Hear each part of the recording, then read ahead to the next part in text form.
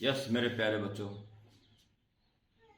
जो क्वेश्चन अभी आपने जस्ट पहले देखा है, मैं क्वेश्चन को पूरा समझा के क्लियर करके, हालांकि पढ़ने वाले बच्चे उस क्वेश्चन को पढ़ के समझ चुके होंगे और केवल इसी क्वेश्चन का, ये बहुत अच्छा क्वेश्चन है, का सॉल्यूशन इस वीडियो में बता रहा हूं ओनली, इसके अलावा कुछ नहीं। A point source of light is placed at the centre of curvature of a hemispherical surface.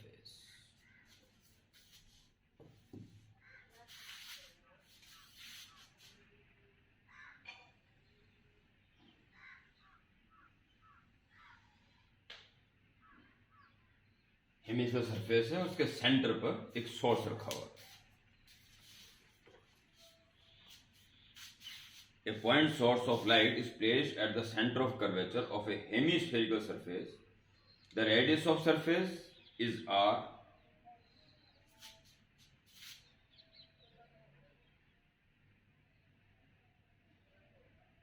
Question small r is given is that question number 6.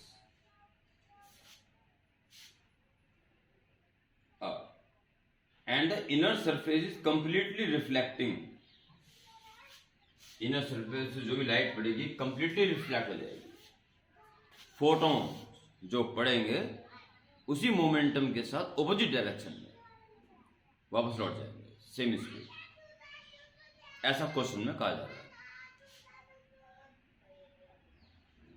Find the force on hemisphere due to light falling on it if the source emits a power W। W इसकी power है, तो बताइए इस hemisphere पर कितना force ये photons टकरा टकरा के अप्लाई कर रहे हैं। This the question. इस पहले कॉन्सेप्ट बताता हूं प्यारे बच्चों। एक फोटोन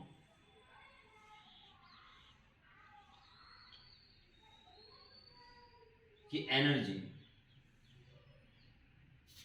जो कि h न्यू होती है as well as mc square.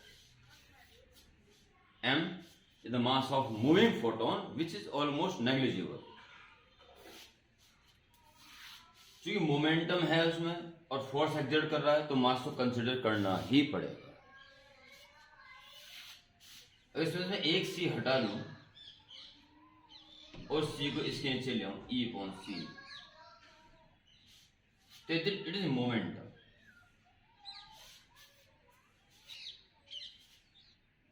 कुल मिलाकर when energy of photon is divided by speed of light we can get momentum of that photon. Okay,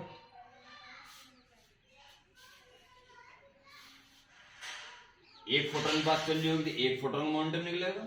10 photon अगर होंगे, 10 फोटोन की एनर्जी, तो ये तो कांस्टेंट है स्पीड ऑफ सी। 10 फोटोन की एनर्जी यहां रख दी तो 10 के 10 फोटोन का टोटल मोमेंटम निकल जाएगा। ये छोटा सा कॉन्सेप्ट यहां जबरदस्त काम आएगा।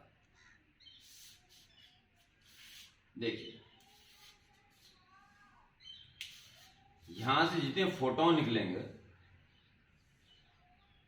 हर एलिमेंट पर, इसके हेमिस्फीयर के हर एलिमेंट पर नॉर्मली हिट करेंगे, क्योंकि each one is starts from centre. Centre से अगर वे चल रहे हैं तो नॉर्मल ही पड़ेंगे। All radii are normal to surface. हम इस एलिमेंट को पकड़ लेते हैं आराम से, पूरा फोकस के ऊपर कर लेते हैं और यहां से जो फोटोन आएगा नॉर्मली पड़ेगा और रिफ्लेक्ट हो जाएगा। कितनी एनर्जी इसके ऊपर पड़ रही होगी ये निकालिए पर second. Energy falls on d per second।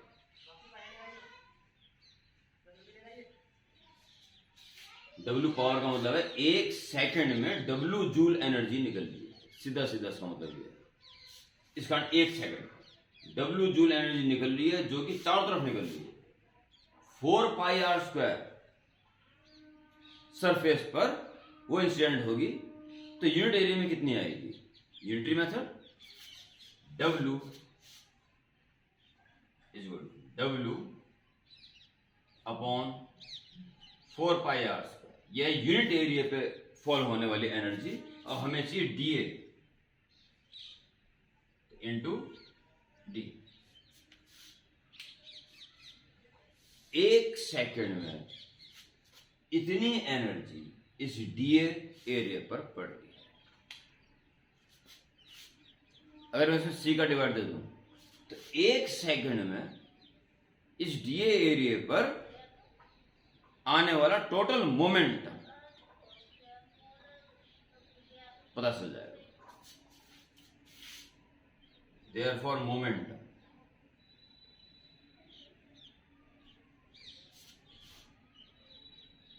कौन सा मोमेंटम? जो फोटोन अपने साथ एक सेकंड में लेके आ रहे हैं और DA एरिया पे जो आ रहे हैं। W DA upon 4πr² upon में C हो रहा है। एक सेकंड में इस एलिमेंट्री एरिया DA पर इतना मोमेंटम आया, और चूंकि कंप्लीटली रिफ्लेक्टिंग था तो इतना ही मोमेंटम पलट के चला गया। ओके,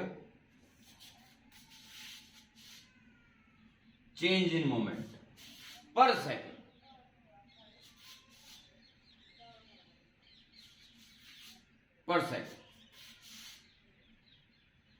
इतना आया और इतना ही चला गया, कितना हो जाएगा? ट्वाइस। जब आता ना वो m/v से आया और टकरा के वापस आ गया, तो m/v माइनस, पहले था माइनस m/v, तो 2m हो जाता। जितना मोमेंटम था इतना ही पलट के वापस चला गया, तो twice of W into DA upon 4πr²C।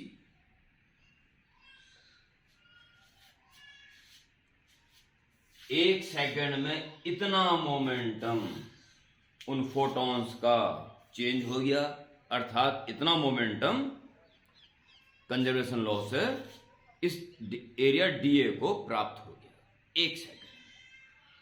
एक सेकंड में जितना मोमेंटम इस सरफेस को मिल रहा है वही कहलाता है force, Newton second law.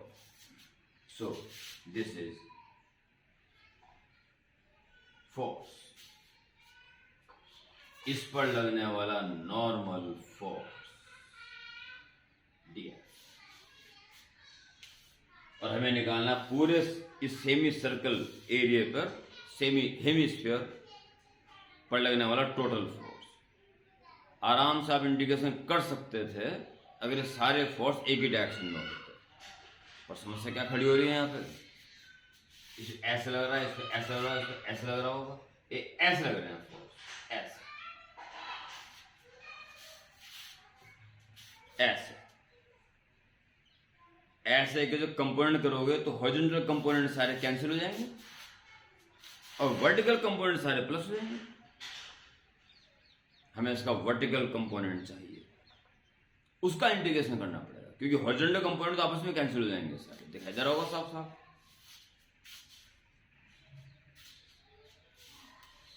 Net force, अब निकलेगा net force.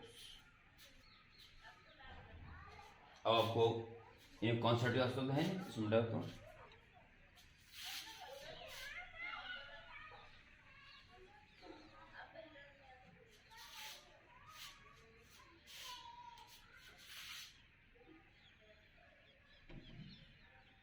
Net force on this hemisphere which is required F is, देखिए इस एंगल को आप थीटा मान लें,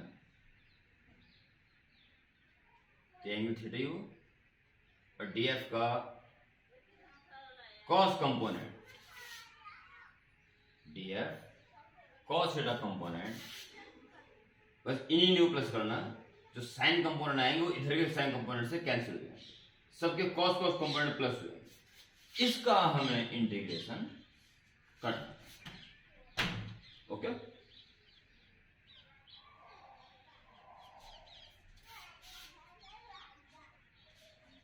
डीएफ आप निकाल चुके हो, इसमें सब कुछ कांस्टेंट है, 2 से काट सकते हो उसको, 2 2 जा 4,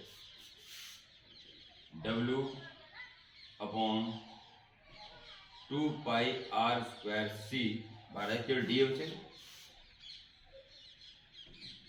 डी ए कॉस थीटा, और डी ए कॉस थीटा आप सोच सकते हो ये डी ए इस चीज में वेक्टर डी है, तो इसका कॉस कंपोनेंट हुआ ये, यानी कि इसका ये वाला प्रोजेक्शन, यानी कि ये वाला पार्ट, अगर ये एरिया टेढ़े में है, अगर थीटा 0 हो जाए तो ये एरिया ऐसा है, इसे अगर थीटा 0 कर दिया, अगर इसको थीटा यू बेंड कर दिया तो ये हॉरिजॉन्टल से थीटा बेंड हो गया होगा, ये हॉरिजॉन्टल से थीटा बेंड हो गया, ये एरिया, तो इसका ये कंपोनेंट क्या आ जाएगा, डी ए कॉस थीटा। तो डी ए कॉस थीटा, ये डी ए कॉस थीटा हुआ, ये एक्चुअली इसका ये वाला कंपोनेंट है, यानी ये वाला कंपोनेंट। जब आप सारे एलिमेंट ले लोगे तो ऐसे ऐसे सारे कंपोनेंट प्लस हो जाएंगे,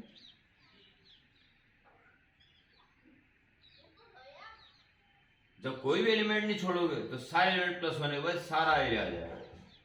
सोचने वाली बात, W upon 2 pi R square C into pi R square, total area, सारे के सारे डी ए कॉस थीटा को इंटीग्रेट कर दोगे तो टोटल अपर सरफेस एरिया आ जाएगा। सोचने वाली बात है, सोचा जा सकता है बड़े आराम से, बहुत इजी है।